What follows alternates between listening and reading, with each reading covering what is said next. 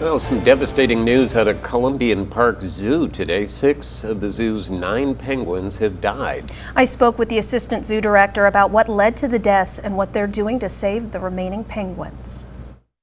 We have put our heart and soul into caring for these penguins, and so we are devastated by this news. Columbian Park Zoo Assistant Director Caitlin Laffery says it all started on October 24th when a penguin named Flash started acting sick. Unfortunately, despite exhaustive efforts, 3 days later, he ended up passing. It got worse from there. Shortly after Flash died, the rest of our penguins started exhibiting symptoms of illness. Penguins Raspberry, Zing, Chartreuse, Fozzie, and most recently Zip all died from the mystery illness. Based on blood work and the symptoms we were seeing, we suspected we were dealing with avian malaria. Avian malaria is a parasitic disease transmitted through the bite of infected mosquitoes. This form of malaria only affects birds, and it is not transmissible to humans or other zoo animals. It's also not transmissible from bird to bird. They could have been bitten sometime in September, and it could take up to a few weeks for symptoms to really start developing. Laffery says they knew penguins are considered particularly susceptible to the disease.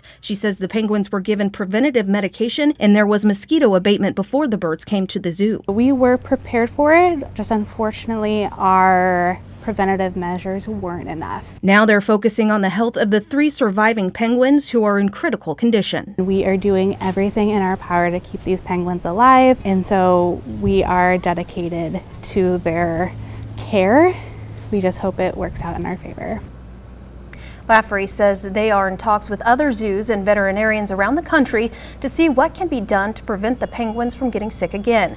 They're asking for the community to send cards of support for the zoo staff. You can mail them to 1915 Scott Street, Lafayette, Indiana 47904. Well,